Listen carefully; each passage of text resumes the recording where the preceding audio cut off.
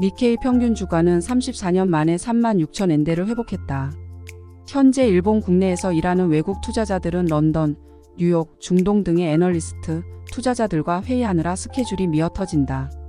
20년 만에 찾아온 과밀 스케줄이라며 행복한 비명을 지르고 있다. 일본 기업의 셀러리맨 사장들이 대폭 등장한 것처럼 투자계에는 일본에 관심을 보이는 차세대 투자가들이 대거 등장했다. 2024년 1월 노토 반도 지진이 일어난 후에도 이례적으로 주가는 꾸준히 상승 기조를 보인다. 노토 지진으로 도야마시에 있는 코쿠사이 엘렉트릭의 반도체 관련 공장도 피해를 보았지만 생산을 재개한 이후에는 곧바로 주가가 상승 전환했다. 2023년 4월 투자의 신으로 불리는 워런 버핏이 일본을 방문했다. 그는 추가로 일본 5대 상사 주식의 보유 비율을 높여 미국 주식 다음으로 일본을 최대의 투자처로 삼겠다고 밝혔다. 일본 주가가 출렁였다. 그야말로 버핏 효과다. 해외 투자자들은 왜 일본에 관심을 보이면서 적극적 투자 태세로 전환했을까? 첫째, 아베노믹스의 성과가 나오기 시작하면서 매크로 경제의 전반적인 변화가 감지되기 때문이다. 디플레이션 탈피의 청신호가 켜졌다. 노동 조건을 협상하는 춘투를 앞두고 대기업을 중심으로 임금 인상을 표명하는 움직임이 잇따르고 있다. 물가도 임금도 오르는 경제 선순환이 이뤄지면 디플레이션에서 벗어날 수 있다는 기대감이 높아진다. 둘째, 신냉전 시대로의 변화다.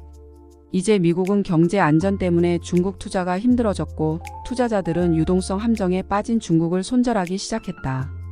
요즘 중국에서 일본에 사는 해외 투자자들에게 이런 질문이 부쩍 많아졌다고 한다. 일본이 불량 채권 문제를 극복한 노하우를 알려달라는 것이다. 그래서 자산 사정을 엄격히 했다고 알려주면 아예 개념을 이해하지 못한다고 한다. 셋째, 작년 OECD 국가들 가운데 가장 설비 투자를 많이 한 곳은 일본이었다. 성장 투자를 하는 기업의 성장 전략에서 일본의 잠재 성장력을 긍정적으로 평가하는 투자자들이 많아졌다. 일본의 전향적인 변화는 도쿄증권 거래소의 사장인 야마지 히로미 씨의 발언에서 시작되었다. 야마지 씨는 취임 직후부터 상장 기업의 PBR의 개선을 요구했다. PBR은 주식 한 주당 순자산을 얼마나 살 수 있나를 나타내는 지표다. PBR은 기업의 주식이 실제 가치보다 얼마나 저평가되어 있는지를 보여준다. PBR이 1 미만이면 자산 가치가 시가총액보다 높다는 뜻이 된다. 야마지 씨는 PBR 1 미만인 기업의 개선을 요구했다.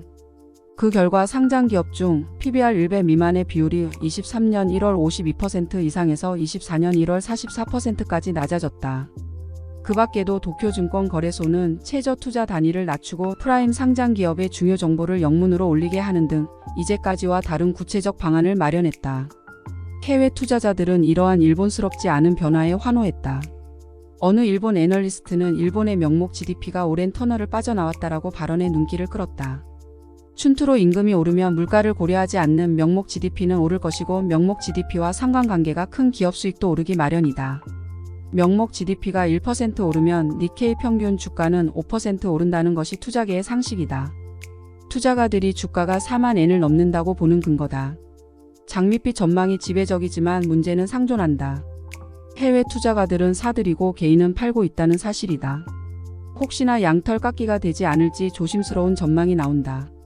조만간 수도권을 덮칠지 모를 난카이 지진의 문제도 있다. 돈은 머물지 않고 흘러야 불어난다. 중국을 빠져나온 돈이 일본으로 흘러들고 있다. 스위스팟을 외치며 달려드는 해외 투자가들의 행렬은 앞으로도 이어질까?